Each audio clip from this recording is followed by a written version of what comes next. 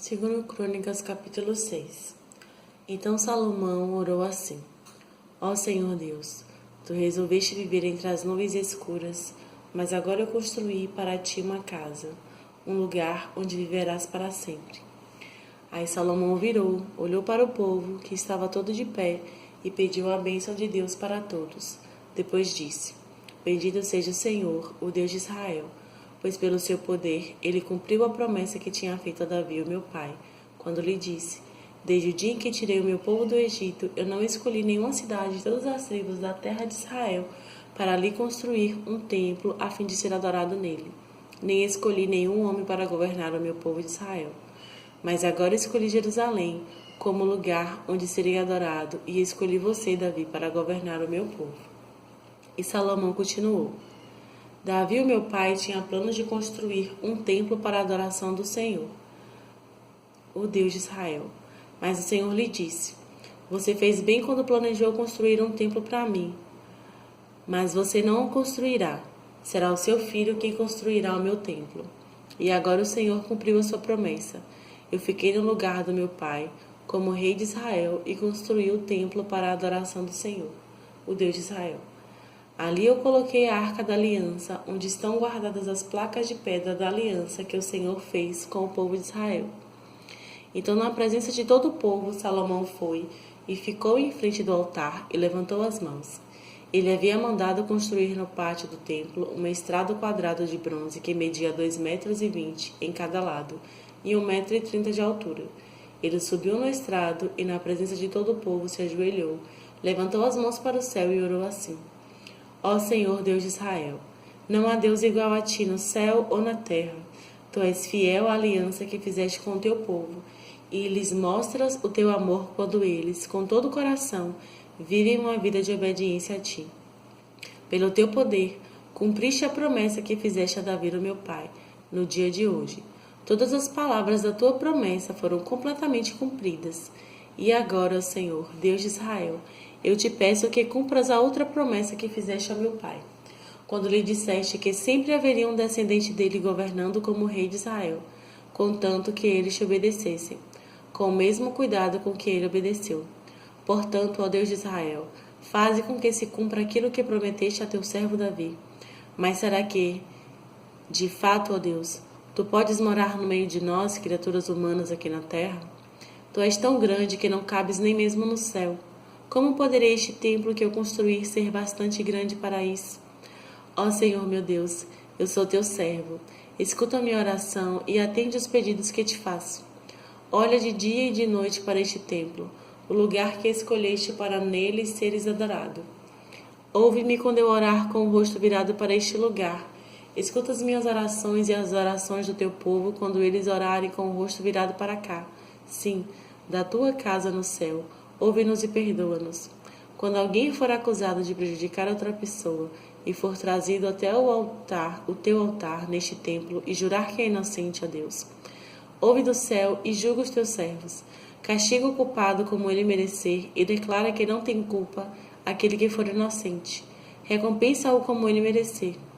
Quando por ter pecado contra ti o teu povo de Israel for derrotado pelos seus inimigos, e quando ele se virar para ti e vier a este templo para te louvar e pedir o teu perdão, escuta-o do céu, perdoa o pecado do teu povo e leva-o de volta para a terra que deste a eles e aos seus antepassados. Quando o céu se fechar e não chover, porque o teu povo pecou contra ti, e então eles se arrependerem e virarem o rosto na direção deste templo e orarem e te louvarem, depois que os tiveres castigado, escuta-os do céu, perdoa os pecados dos seus servos, o povo de Israel, e ensina-os a fazer o que é direito. Então, ó Deus, faze cair chuva sobre esta tua terra que deste ao teu povo para ser deles para sempre. Quando nesta terra houver falta de alimento ou houver pragas, ou as colheitas forem destruídas por ventos muito quentes ou por bandos de gafanhotos, ou quando o teu povo for atacado pelos seus inimigos, ou quando houver peste ou doença entre o povo, escuta suas orações. Se alguém do teu povo de Israel, sentindo o peso da sua desgraça, do seu sofrimento, estender as mãos na direção deste templo e orar, escuta sua oração. Ouve o teu povo do teu lar no céu e perdoa-o e ajuda-o. Só tu conheces os pensamentos secretos do coração humano. Trata cada pessoa como merecer, para que o teu povo te tema e te obedeça todo o tempo em que eles viverem na terra que deste aos nossos antepassados. Quando o estrangeiro que viver numa terra bem longe daqui, ouvir falar da tua fama e das grandes coisas que tens feito e vier te adorar e orar com o rosto virado para este templo, ouve a sua oração. Lá do céu onde vives, escuta-o e faze tudo o que ele te pedir, para que todos os povos da terra possam te conhecer e temer, como faz o teu povo de Israel. Então eles ficarão sabendo que este templo que eu construí é o lugar onde deve ser adorado. Quando ordenares que o teu povo saia para a guerra contra os seus inimigos, e o teu povo orar a ti, virado para esta cidade que escolheste, e para este templo que construí em honra do teu nome, escuta do céu as suas orações e os seus pedidos, ouve-os e dá-lhes a vitória. Quando o teu povo pecar contra ti, e não há ninguém que não peque, e na tua ira deixares que os seus inimigos os derrotem, e os levem como prisioneiros para alguma terra inimiga, longe ou perto daqui, escuta as orações do teu povo. Se ali naquela terra eles se arrependerem e orarem a ti, confessando que foram pecadores e maus, ouve suas orações, ó Deus. Se naquela terra eles verdadeiramente e sinceramente se arrependerem e orarem a ti, virados na direção desta terra que deste aos nossos antepassados, desta cidade que escolheste e deste templo que construí em honra do teu nome, escuta as orações deles, do teu lar no céu, ouve-os e dá-lhes a vitória. Perdoa os pecados que o teu povo tem cometido contra ti. Agora, ó meu Deus, olha para nós com simpatia e ouve as orações que forem feitas neste lugar. Levanta-te, ó Senhor Deus, e vem para o teu lugar de descanso, junto com a arca da aliança que representa o teu poder. Que os teus sacerdotes façam sempre o que tu queres, e que todo o povo fique alegre por causa da tua bondade. Ó Senhor Deus, não rejeites o rei que escolheste. Lembra do teu amor para com teu servo Davi. Capítulo 7. Quando Salomão terminou a oração, desceu fogo do céu e queimou completamente o animal oferecido em sacrifício e os outros sacrifícios que tinham sido oferecidos, e a glória do Senhor Deus encheu o templo. E por causa dessa luz, os sacerdotes não puderam entrar no templo. Ao verem o fogo descer e a glória do Senhor encher o templo, todos os israelitas que estavam ali no pátio se ajoelharam e encostaram o rosto no chão. Eles adoraram a Deus e o louvaram, dizendo: Louvem a Deus o Senhor, porque Ele é bom, e porque o seu amor dura para sempre. Então o rei e todo o povo ofereceram sacrifícios ao Senhor. Salomão ofereceu em sacrifício 22.000 bois e 120.000 ovelhas. Assim o rei e o povo dedicaram o templo ao serviço de Deus. Os sacerdotes estavam nos seus lugares, e os levitas também, com os instrumentos de música sagrada que o rei Davi tinha feito para eles tocarem, acompanhando o cântico O Seu Amor é Eterno. Era assim que eles executavam os cânticos de louvor feitos por Davi. Todos os israelitas ficaram de pé, enquanto os sacerdotes que estavam em frente dos levitas tocavam as trombetas. Salomão dedicou também ao serviço de Deus a parte central do pátio que ficava em frente do templo. Ali ele apresentou as ofertas, que foram completamente queimadas, e a gordura dos animais que haviam sido oferecidos nas ofertas de paz. Salomão fez isso porque o altar de bronze era muito pequeno para os sacrifícios que eram completamente queimados, para as ofertas de cereais e para a gordura das ofertas de paz. Depois Salomão e todo o povo de Israel comemoraram durante 7 dias a festa da dedicação do altar. Estava ali uma enorme multidão, pessoas que tinham vindo do país inteiro, desde a subida de Ramate no norte até a fronteira do Egito no sul. No dia seguinte, começaram a comemorar a festa das barracas, que também durou uma semana, e no dia seguinte fizeram uma grande festa de encerramento. No outro dia, o dia 23 do 7º mês, o rei mandou o povo para casa. Todos foram embora felizes e alegres por causa de todas as coisas que o Senhor Deus tinha dado a Davi, a Salomão e ao seu povo de Israel. Assim Salomão acabou de construir o templo e o palácio real. Todos os seus planos para a construção do templo e do palácio deram certo.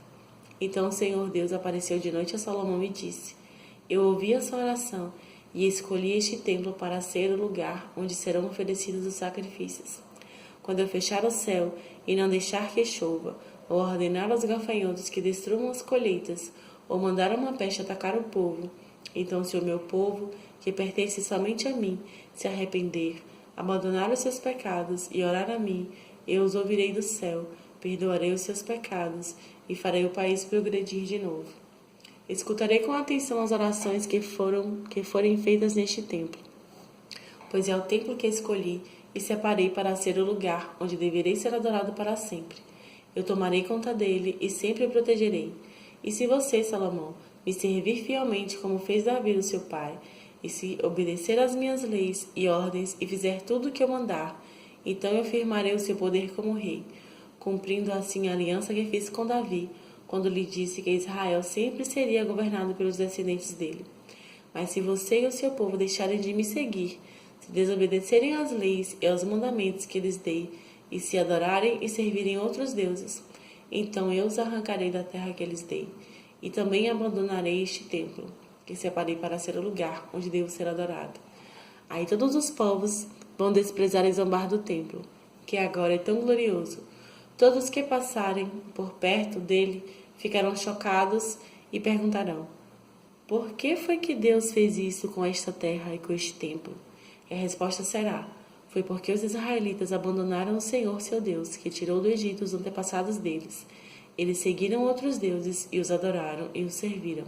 Foi por isso que o Senhor fez com que toda esta desgraça caísse sobre eles. Capítulo 8. Salomão levou 20 anos para construir o templo e o seu próprio palácio.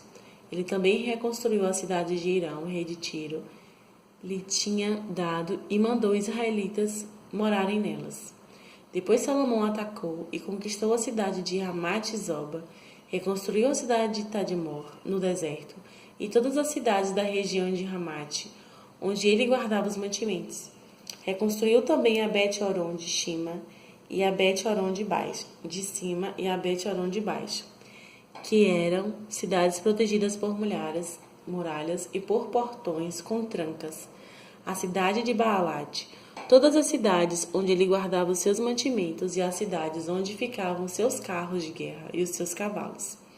Além disso, Salomão construiu tudo mais que quis em Jerusalém, no Líbano e em outras partes de seu reino. Tudo que Salomão construiu foi feito com trabalho forçado. Para isso, ele usou os descendentes do povo de Canaã, que os israelitas não haviam matado quando conquistaram seu país. Entre esses trabalhadores forçados estavam heteus, amorreus, perizeus, heveus e jebuseus, e os descendentes deles continuavam como escravos até hoje. Nenhum israelita foi obrigado a trabalhar como escravo. Os israelitas serviram como soldados, oficiais, capitães de carros de guerra e cavaleiros. Havia 250 oficiais que estavam encarregados dos trabalhadores forçados, que eram usados nas várias construções de Salomão. Salomão trouxe a sua esposa egípcia, a filha do rei do Egito, da cidade de Davi, para o palácio que ele, Salomão, havia construído para ela. Ele disse: ela não pode morar no palácio de Davi, o rei de Israel, pois qualquer lugar em que esteve a arca da aliança é sagrado. Salomão ofereceu a Deus, o Senhor, sacrifícios que foram completamente queimados no altar, que ele havia construído para o Senhor em frente do templo. Ele ofereceu sacrifícios de acordo com o que o mandamento de Moisés ordenara fazer nos dias santos, isto é, nos sábados, nas festas da lua nova e nas 3 festas anuais, que eram a festa dos pães sem fermento, a festa da colheita e a festa das barracas.